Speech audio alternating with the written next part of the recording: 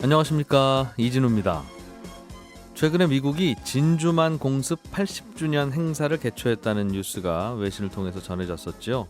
이 진주만 공습이 그 이후에 무려 4년 동안 이어진 태평양 전쟁의 시작이었는데, 이 당시에 미국이 일본에 수출하던 석유를 수출 금지 조치를 내리면서 이 사건이 발발했다는 뒷얘기가 있습니다. 오늘 역사 속 경제 이야기 시간에는 미국이 왜 당시에 석유 수출을 막았었는지, 왜 이런 일이 생기게 됐었는지 이 역사적 배경과 장면들을 재미있게 살펴보겠습니다. 요즘 은행에서 대출받기 힘들어지면서 어쩔 수 없이 사채를 쓰는 분들이 늘고 있다네요. 사채 시장은 어떻게 만들어지고 어떻게 성장해 왔는지 오늘 체크리스트 시간에 사채업자가 말하는 사채 이야기라는 흥미로운 제목의 책을 함께 읽어보겠습니다. 손에 잡히는 경제 플러스 광고 듣고 시작합니다.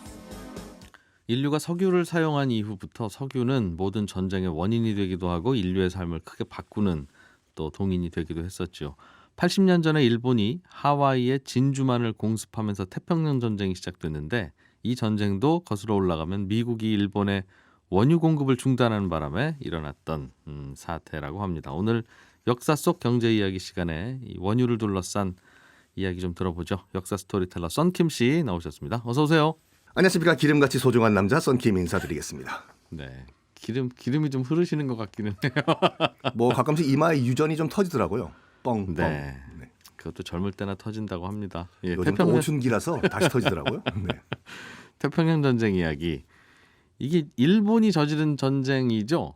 주연이 일본이죠. 태평양 전쟁은. 일본이 진주만을 폭격하면서 1941년 12월 7일 태평양 전쟁이 시작이 됐는데 일본은 절대로 미국과 전면전은 생각을 안 했습니다. 그러니까 많은 분들이 본격적으로 한번 미국과 싸워보자 해서 일본이 진주만 폭격을 했다라고 알고 계시는데 그렇지가 않아요. 굳이 싸울 필요는 없었다. 싸울 수가 없던 상황인 게, 그 당시가 진주만 폭격을 했을 당시 이제 국력 경제력이 12대 1이었거든요. 미국이 12, 일본이 1. 일본이 1. 그러니까 일본도 그걸 알고 있었어요. 그러니까 전면전하면 분명히 우리는 안 된다. 그 우리가 이오지마에서 온 편지란 영화, 그 이오지마 섬을 마지막으로 사수했던 구리바야시 중장이라고 있거든요. 그 사람이 태평양 전쟁 개시 전에 적극 말렸대요. 그러니까 미국 유학파 출신이다 보니까 미국 사정을 잘 알아가지고 미국과 전쟁을 하면 우린 100% 진다. 절대로 미국 잠자는 사자의 코트를 건드리면 안 된다. 뭐 결과적으로는 패전을 했죠. 근데 그 전에도 뭐 만주에서도 싸우고, 뭐 좀 더 거슬러 올라가면 러일 전쟁도 하고 청일 전쟁도 하고 임진왜란까지 가시겠네. 그 당시 그 무렵에 일본이 꽤 호전적이었던.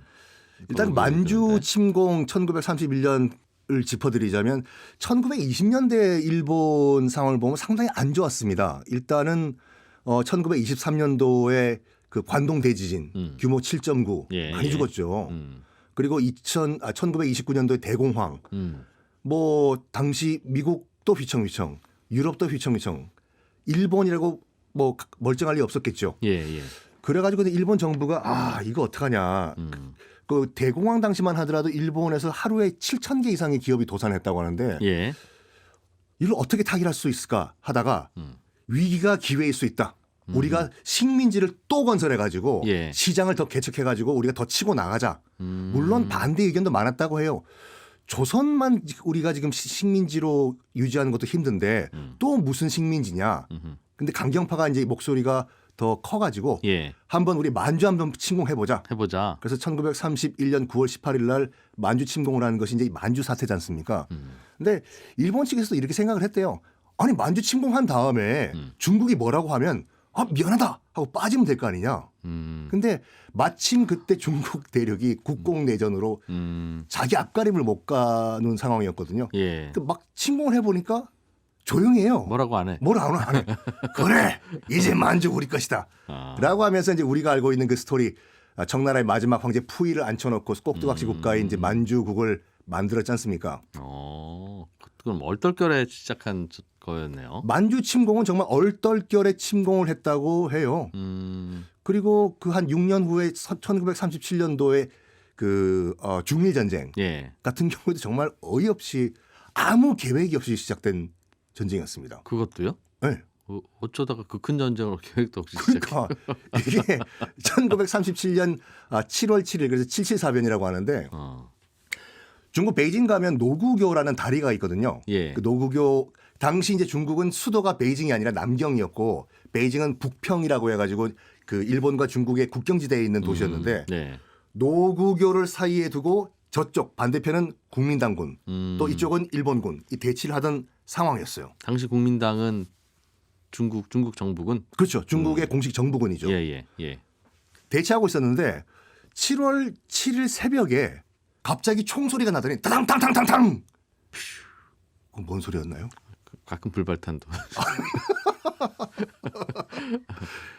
이 일본 측에서 예. 야야야 뭐 이 방금 이 총소리 뭐냐고 우리 참 점호 한번 해보자. 야 뭐 비사이로 막가 도끼로 막가라. 다 너 하나 둘 셋 넷 하니까 네, 한 명이 없는 거예요. 오. 얘 어디 갔냐고. 깐데 똑가라상.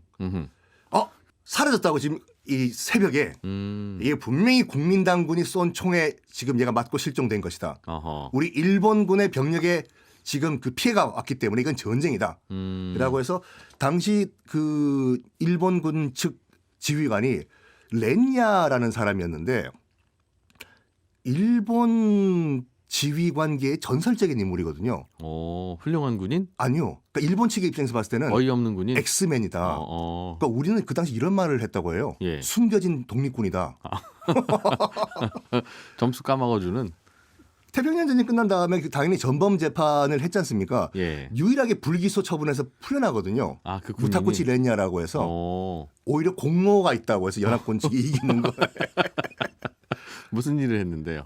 요거 이외에도 이제 그 인팔 작전이라고 해가지고 이제 일본군이 이제 버마를 넘어서 인도를 침공할 때 10만 대군을 이끌고 이제 무타쿠치 렌야가 그 이제 지휘를 하고 넘어갔어요. 근데 모든 전쟁에서 뭐 아시다시피 제일 중요한 게 보급이잖아요. 네. 그러니까 보급이 안 된 상태에서 10만 대군을 이끌고 버마를 넘어서 인도로 들어갔는데 도시락 안 갖고 도시락 안 갖고 간 거죠. 그 밑에 부하들이 저기 밥 안 주시냐고. 밥은 언제 먹습니까? 저희 보급이 안 오는데요. 그랬더니 정말 명언을 남겼어요. 트럭 말고 소와 말에 우리 보급품을 싣고 간다. 에? 무슨 말이에요? 가다가 보급품을 다 까먹으면 소와 말을 잡아먹으면 된다.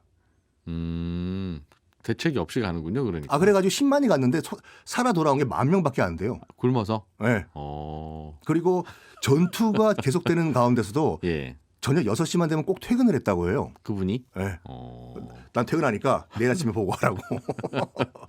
약간 이런 그 양반이 이제 무타쿠치 렌야라는 사람이었는데 그 이제 노구교에서 총소리가 났지 않습니까? 저기 지휘관님 지금 점호를 했는데 한 명이 모자랍니다. 이거 분명히 국민당군의 소행이다고. 공격하라. 근데 여기선 공격을 하면 확전이 되는 게 뻔한 상황이었거든요. 예. 그래서 밑에 있는 그 부하들이 저기 장군님 정말로 이거 괜찮겠냐고 공격. 내가 책임질 테니까 공격하라고. 그래서 이제 이 확전이 된 거예요. 그러니까 일본 정부 측에서는 중일 전쟁을 생각할 그 생각조차 안 했는데 그 친구가 시작해 버렸군요. 그 당시 이제 일본이 고노의 내각 시스템이었는데 보고를 받은 거예요 지금. 베이징에서 지금 이런 교전이 이제 확전돼 가지고 전쟁이 일어났다. 네. 아이고. 이 딱 이게 조선 건국 전에 이방원이 아버지 이성계의 말림에도 불구하고 정몽주를 때려 죽인 것처럼 그때 이성계가 격분을 했다고 하죠. 너 내 말 안 듣고 왜 일을 벌이냐. 근데 이왕 일이 이렇게 벌어진 거 내가 정몽주파를 내가 이 기회에 제거를 해야 되겠다. 같이 아이고 전마야가 일을 저질렀지만 이왕 이렇게 된 거 본격적으로 전쟁 해보자. 그거 시작한 것이 중일전쟁이었어요. 중일전쟁이다. 근데 중일전쟁이 이제 시작된 다음에 그 당시 이제 수도가 북경이 아니라 남경이잖아요. 그러니까 남경을 치기 위해서 이제 상하이를 거쳐가지고 찍고 남경으로 들어갈 예정이었는데 네. 그 당시 일본군 지휘부가 상하이 정도는 2주면은 다 점령을 하고 바로 남경으로 들어갈 수 있다라고 장담을 했대요. 중국군은 약간 무시를 한 거죠. 예. 근데 무려 3개월 동안 버틴 거예요. 그 격전이. 그래서 일본군이 이제 9,000명 이상의 그 희생자가 발생을 하거든요. 그래서 일본 본국에서도 이거 아니다. 우리가 중국군을 너무 만만하게 봤다. 본국에서 10만 대군을 보내가지고 상하이를 박살난 다음에 자국 병사가 이제 9,000명 이상 죽었잖아요. 복수다. 너희들 우리 일본군을 이렇게 희생시킨 대가를 한번 치러봐라 해서 수도 남경에 들어가가지고 우리가 알고 있는 남경 대학살을 벌인 거죠. 그렇게 공식적으로만 한 30만 명이 죽었다고 하죠. 그걸 보고 있던 미국이 그 당시 미국은 그 불개입주의였거든요. 고립주의. 이거 어떻게 되냐 저거 그때 루즈벨트 대통령이었는데 아무리 그래도 그렇지 30만 명 민간인을 학살하는 건 전 너무한 거 아닌가? 우리가 일본에 뭔가 좀 조치를 취해야 되는 거 아닌가? 하다가 공식적으로 선전포고는 못하고 이제 미국이 당시 국민당군 중국군이죠. 엄청난 자금과 무기를 제공을 해줬대요. 아 중국군한테 미국이. 그걸 보고 일본이 이것 봐라 미국 이거들 언젠간 내가 뻔때를 보여줘야 되겠다라고 하고 있었는데 그게 1937년이잖아요. 약 1년 반 후인 1939년에 무슨 일이 발생했냐면 뻥! 유럽 전선에서 히틀러가 2차 대전을 일으켜버렸네요. 폴란드를 침공하면서. 폴란드 침공하고 바로 얼마 후에 어이없게 프랑스가 무너져 버리잖아요.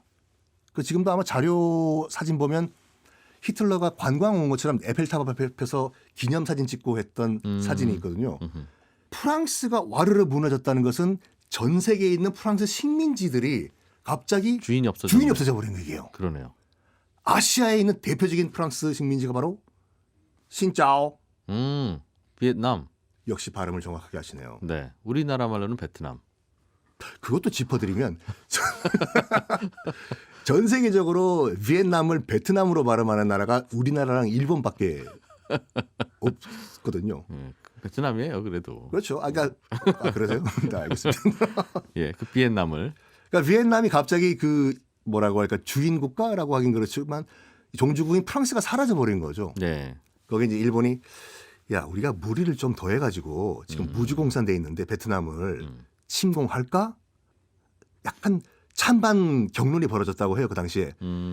지금 중일 전쟁 전선도 지금 감당을 잘 못하겠는데 여기 아무리 주인이 빠졌다고 하더라도 베트남까지 먹는 거는 좀 무리가 아닌가? 아니다. 어차피 우리가 길게 봐야 되기 때문에 동남아시아를 우리가 확보를 해야지 원유 수급이 원활할 것 같다. 그래서 침공하자.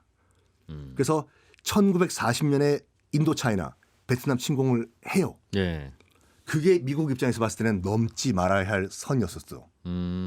저것들 안 되겠다. 난징 대학살 때도 우리가 그냥 꾹꾹꾹 차무린자 넘어갔는데 이제 인도차이나까지 침공을 해버려? 해가지고 뭘 하냐면 원유 파이프 잠궈버려요.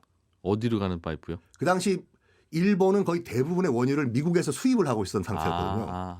그래서 미국이 일본으로 가는 기름 파이프 막아버린 거예요. 일본은 멘붕이 온 거죠. 탱크를 굴리려고 해도 기름이 필요한데 미국에서 오는 그 원유가 차단돼 버려가지고 이거 어떡하지 하다가 미국을 협상 테이블로 한번 끌고 나와보자. 협상을 하면은 다시 잠근 파이프를 풀어줄 수가 있다. 어떻게 협상 테이블로 끌고 나오지 미국을? 우리가 줄 게 있어야지. 일본 입장에서는. 그렇죠. 근데 줄 게 없으니까 한번 살짝 공격을 해보자. 그래서 한 대 때리고 한 대 뚝 때리고 다음부터는 안 때릴 테니까 원유 주라. 나와보라고. 그렇게.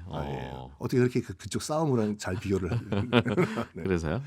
그래가지고 어디를 공격하면은 미국이 깜짝 놀라가지고 협상 테이블로 나올까? 태평양 지도 한번 펼쳐봐. 쫙. 여기 어떻습니까? 여기 어디냐?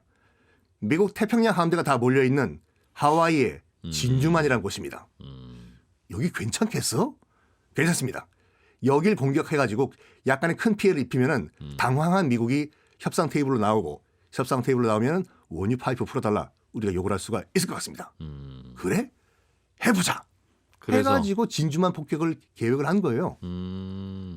근데 그 당시만 하더라도 대공 레이단이 있었거든요. 날아오는 비행기 보는. 그렇죠. 날아오는 비행기를 볼 수 있는 대공 레이단이 있었는데 해상 레이단은 없었어요 그 당시에. 해상이야 눈으로 보면 배 오네. 그러니까 육안으로 관찰했었어야 돼요. 그래서 일본에서 출발한 그 항모 전단이 이 진주만 하와이까지 도착 근처에 왔을 때까지만 하더라도 미국이 파악을 못한 거예요. 아하. 근데 여기서 이제 이제 일본이 갈등한 게 뭐냐면 많은 분들이 이제 그 진주만 폭격을 선전포고 없이 시작한 비열한 전투다라고 네. 하시는 분들이 계시는데 선전포고를 했어요. 뭐 한 5분 전에? 아니요, 20분 후에. 20분 후에. 아, 이게 참 일본도 참 그게 뭐한 게 뭐냐면 선전포고란 시스템 자체가 국제법으로 일본 자기들 때문에 만들어진 거거든요. 아, 그래요? 아까 언급하셨던 1905년도 러일 전쟁. 러일 전쟁이 일본이 이른바 선빵 때려가지고 선전포고 없이 시작을 했지 않습니까? 리순왕 공격을 해가지고 거기에 러시아가 격분을 한 거예요. 말도 없이. 아니 저 너무한 예의도 없이 매너가 없냐. 선전포고는 하고 공격을 하든지 말아야지 몰래 기습 공격이냐. 해가지고 1905년도에 이제 러일 전쟁이니까 2년 후 그 1907년도에 이제 우리가 알고 있는 헤이그 그 만국 평화회의 이준 열사가 간 거기에서 러시아 측에서 항의를 한 거예요. 앞으로 칭계 문제가 아니라 말없이 칭계 문제다. 그러니까요. 앞으로 이 국제적으로 전쟁이 일어날 경우에는 꼭 선전포고 합시다. 저기 일본 러일 전쟁 일으킨 일본 알았습니까? 예. 일본이 동의를 했어요. 자기들 때문에 선전포고라는 시스템이 만들어진 건데 국제법상. 아이야 우리 때문에 만들어진 선전포고인데 이거 해야 되나 말아야 되나. 그 진주만 공격할 때 하긴 해야 될 것 같습니다. 언제? 일본 외무성에서는 1시간 전에 하자고 하고 그래도 1시간은 여유를 줘야 된다. 일본 군부 해군 측에서는 아니다. 30분이면 된다. 경론을 벌이다가 30분으로 결론이 났어요. 30분이면 충분하지 않냐. 근데 문제는 그다음에 전화가 있었던 것도 아니고 뭐 레이더가 있었던 것도 아니고 일본 도쿄에서 워싱턴 DC에 있는 주미 일본 대사관에 전문을 발송한 거죠. 뚜뚜뚜뚜뚜뚜뚜뚜 선전포고문을 다. 12월 7일 아침에 뚜뚜뚜뚜뚜뚜 요때쯤이면 전문이 다 그 선전포고문이 워싱턴에 도착을 했겠지. 그리고 이거를 받아본 직원이 미 국무부에 갖다 줬겠지. 했는데 마침 그날이 일요일이잖아요. 출근 안 했구나. 안 했어 사람들이. 아 진짜. 어떻게 뭐라고 할까요 제가? 그래서 그 상주 직원이 2명인가 있었대요. 근데 일요일이다 보니까. 네.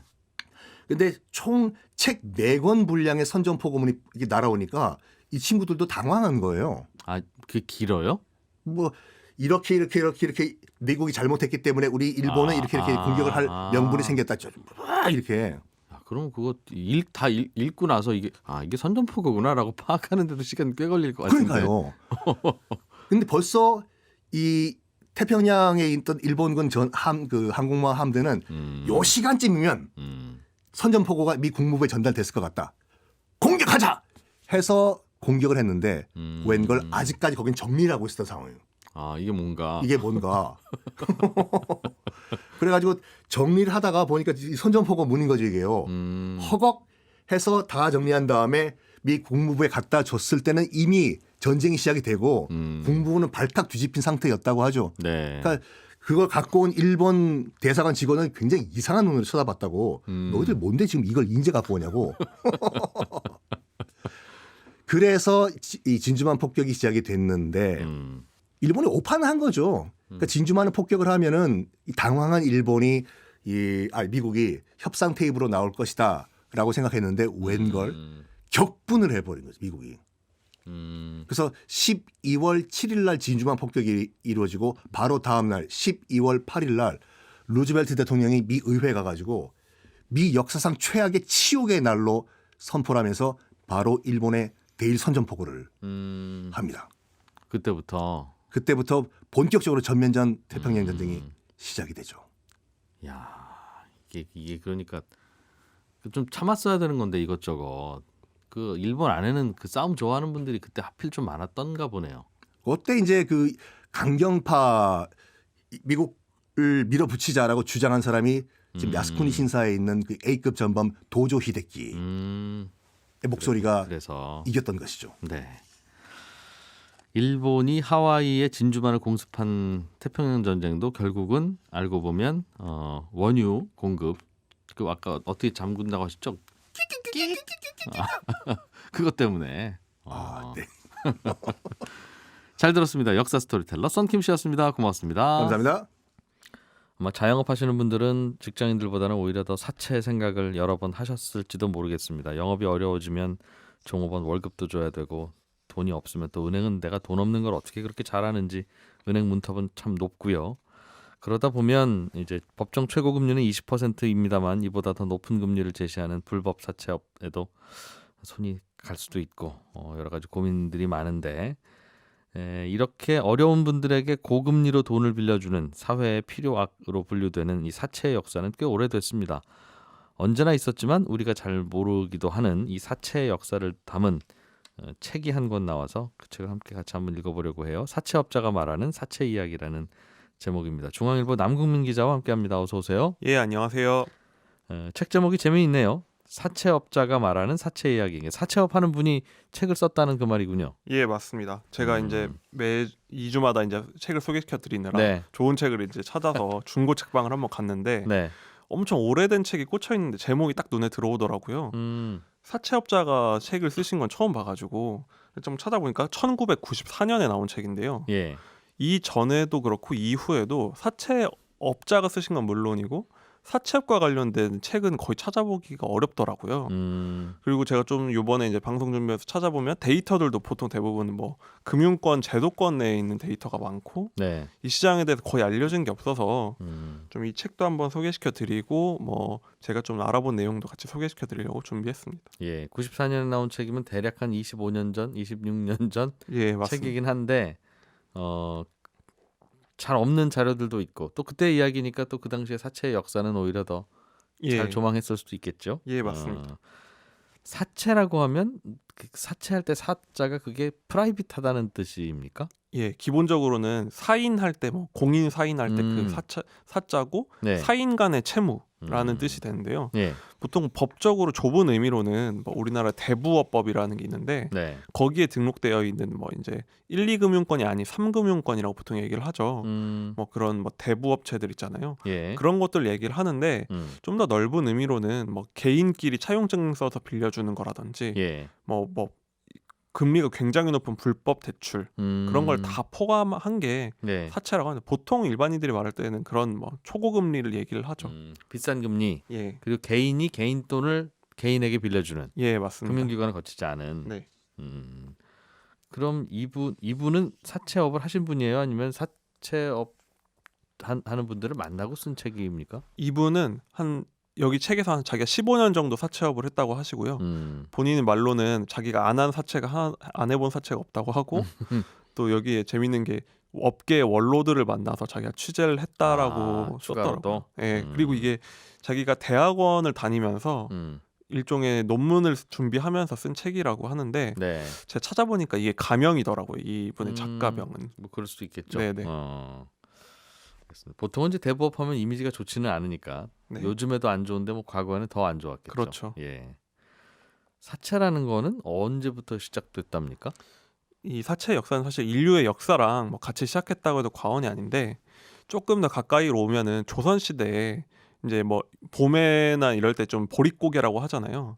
그럴 때 이제 마을에 좀 부자들이 뭐 곡식을 빌려주고 예. 그리고 이제 가을에 한 보통 50% 정도를 받았다고 해요. 근데 이거를 길장자를 써서 장리라고 했답니다. 예. 이게 워낙 그때 당시에 이제 부유층들이 재산을 불리는 방식이었다고 하는데요. 조금 이제 뭐 현대적 의미로 넘어오면은 그 우리가 6.25 전쟁 이후에 많은 북한 분들이 이북에 계시던 분들이 실향을 하시면서 내려오셨잖아요. 네. 이분들이 용산, 뭐 명동 이 일대에 많이 모여 사셨는데 이분들이 여기서 장사를 하시면서 모은 돈으로 달러로 이렇게 빌려주는 장사, 그러니까 달러상을 했답니다 주로. 그 달러상이라는 건 환전소? 예, 환전소를 하는데 예. 그 달러들이 생기잖아요. 예. 당시에는 우리나라에 이런 공업 기반이 없기 때문에 미군 부대에서 주로 좋은 제품들이 많이 나왔다고 해요. 빼돌려져서. 그렇죠. 예. 그러면 그걸 달러로 결제를 해야 되니까 상인들이 이분들한테 와서 대금 결제 달러로 결제를 해야 되니까 달러 좀 빌려달라. 미군 내에서 흘러나오는 뭔가를 사서 팔면 많이 남으니 예, 다만 그들은 우리나라 돈은 안 받으니 그렇죠. 미군 부대에서 흘러나오는 저 물건을 스미스한테 좀 살려면 달러 필요하다. 네, 근데 그걸 잠깐 이제 빌려주라. 이분들한테 실향민 분들한테 와가지고 이분들이 억척같이 사셨으니까 예. 빌려줬는데 보통 하루에 1%였답니다 이자가. 한 달 쓰면 30%. 예, 연으로는 한 3,800%였다고 해요. 하루에 1%면 연이면 365%. 아 거기 365%. 아, 예, 그렇죠. 예, 그 그렇겠죠. 정도가 됩니다. 예, 네. 그렇게 됐는데 4배 정도 갚아야 되는군요. 만 원 그렇죠. 빌려왔으면. 예, 물론 단기로 주로 했지만 네네. 그래서 예. 이분들이 이제 명동에서 주로 모여 사셨는데 이게 명동 사채 시장의 원조다라고 평가를 합니다. 그렇군요. 아, 이게 달러 이자라는 게 그런 거군요. 그러니까 예, 달러 이자라는 게 이분도 거기서 나온 얘기 같다고 추측을 하시더라고요. 그렇군요. 뭐 필요한 사람이 있고 공급하는 사람이 있으니까 이제 쉬쉬하면서도 거래를 했을 텐데 이 시장이 좀 커지기 시작한 건 언제부터입니까? 이게 왜 질문드리냐면 예전에 언제 우리나라 그 경제개발 초기에는 금융회사에서 거래되는 사고 그 대출을 뭐 혹은 이런 것보다 사채 시장에서 거래되는 그 대출이 훨씬 더 많았다고. 예, 맞습니다. 예전에는 사실 이 사채 역사는 우리나라 경제 개발의 역사랑 거의 같이 가는데요. 예. 60년대 들어서 이제 본격적인 경제 개발이 시작되잖아요. 이때쯤 되면 많은 중소기업들이 생기기 시작하는데 네. 그때 당시에는 자금도 많지 않고 은행에서 돈을 빌린다는 거 굉장히 어려운 일이었다고 해요. 기업들도. 네. 그러다 보니까 이때 이분들이 사채 시장으로 가는데 이때 활성화된 게 어음 할인이라는 이제 사채가 시작됐다고 합니다.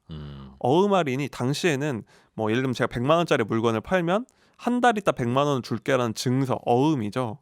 그거를 받는데 아무래도 이때 사업하시는 분들이 돈이 당장 없으니까 예. 이 어음을 가지고 가서 이 사채업자들한테 가서 100만 원짜리인데 그냥 90만 원만 받고 지금 이렇게 파는 식으로 네. 어음 할인이 굉장히 활성화됐다고 해요. 특히 중소기업들이 이런 수요가 많았는데 예. 지금 한 달짜리를 보통 한 10% 깎는다고 했으니까 이것도 벌써 100%가 넘어가는 연 100%가 넘죠. 예, 엄청난 이자를 받았던 거죠. 거래처에서 받은 어음을 현금으로 바꿀 때 10% 할인해서 네. 받아오는. 예, 그래서 이게 굉장히 활성화가 돼서 이때 당시 금융업을 주도를 했는데 예. 이 사건이 터진 게 1972년에 83 조치라는 걸 이게 이루어집니다. 그게 뭐예요? 이게 뭐냐면 83 사채 동결이라고 하는데 이 시장이 워낙 크고 중소기업 경제가 다 이걸로 돌아가는데 이 빚이 너무 커진 거예요. 그래서 중소기업들이 다 부도나게 생기니까 당시 경제 개발을 하던 정부 입장에서는 오늘부터 이 사채는 안 갚아도, 그러니까 동결한다. 없애는 건 아니더라도.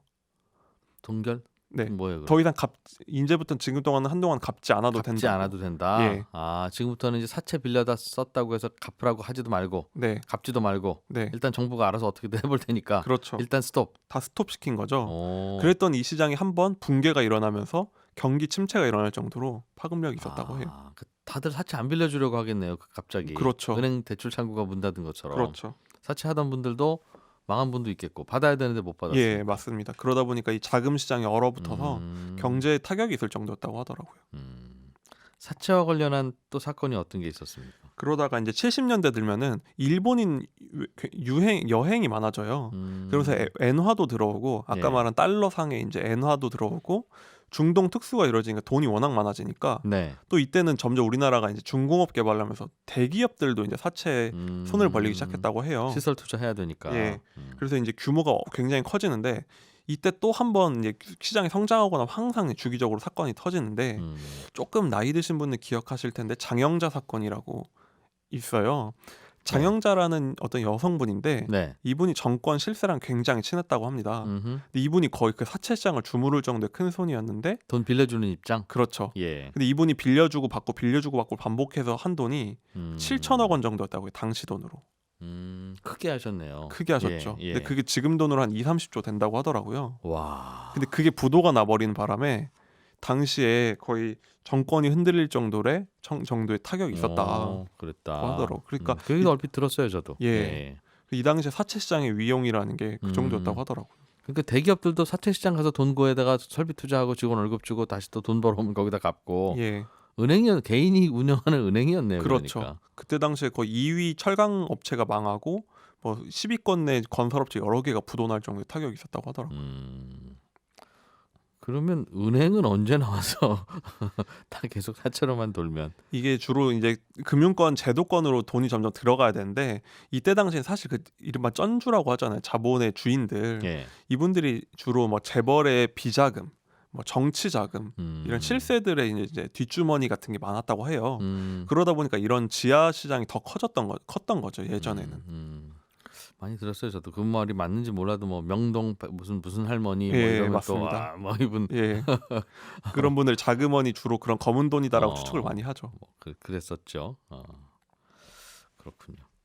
일본계 자금이 요즘은 많이 대부업 시장에 들어왔는데 네. 그것도 그럼 예전부터 그랬던 건 아닌가 봐요. 예, 이게 한동안은 그런 우리나라 이제 권력자들의 돈이나 이런 돈으로 돌아가다가 일본의 돈이 본격적으로 한 2000년대 들어오면서인데 이때부터 일본이 엄청난 저금리 정책으로 가거든요. 침체에 빠졌기 때문에 그 일본의 돈이 너무 싸지고 넘치니까 네. 가까운 이제 한국에 와서 이걸 고금리로 빌려주면 굉장한 수익이 되지 않냐. 예. 그래서 일본계 자금이 굉장히 많이 들어옵니다. 그리고 이때 당시에 이런 뭐 사채업자를 다룬 드라마가 굉장히 인기를 끌어가지고 관심도 많아지고 그러다 보니까 이 자금들은 워낙 큰 자금들이니까 예. 기업형 대부업으로 가서 뭐 요즘 유명한 뭐 상장도 되어 있죠. 뭐 어떤 몇몇 기업형 대부업체들이 생기게 됐죠.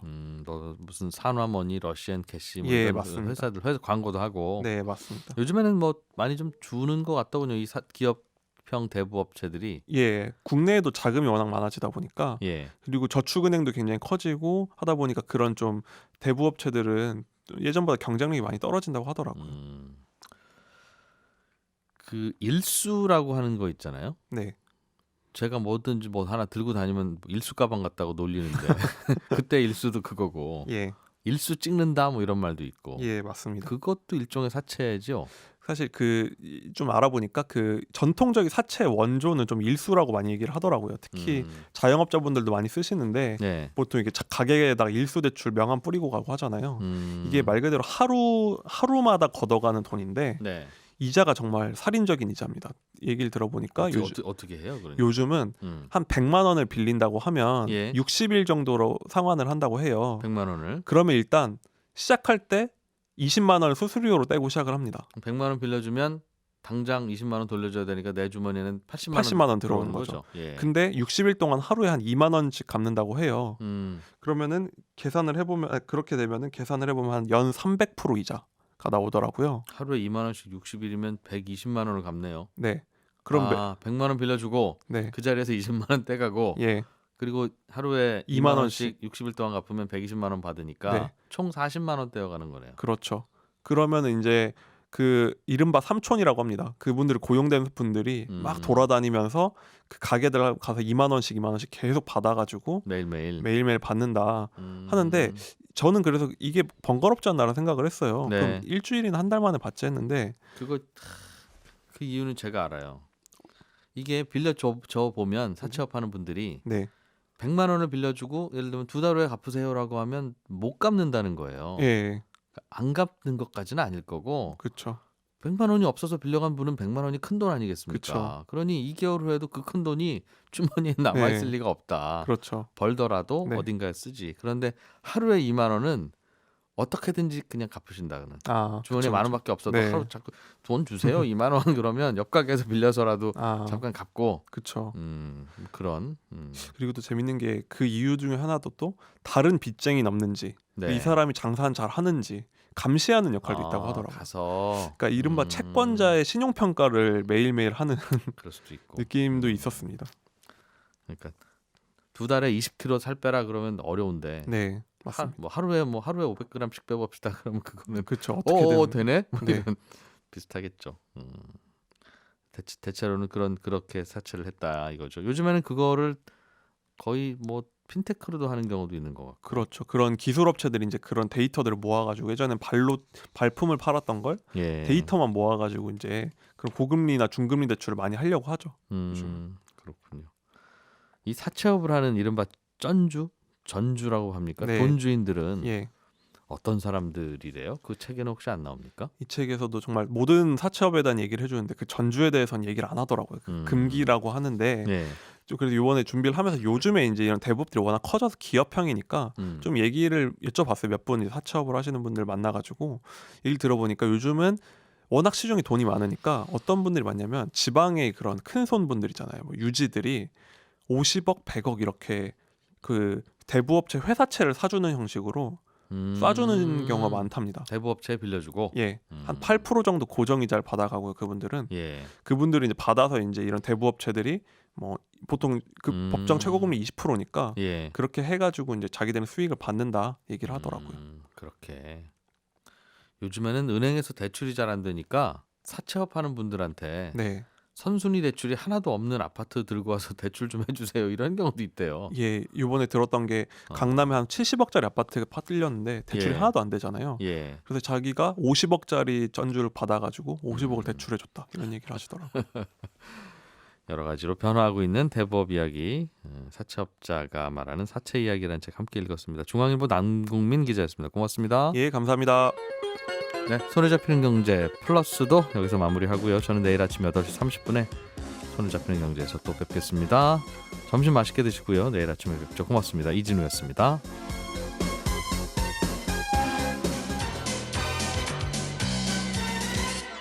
더 깊고 더 재미있는 경제 이야기 이진우의 손에 잡히는 경제 플러스.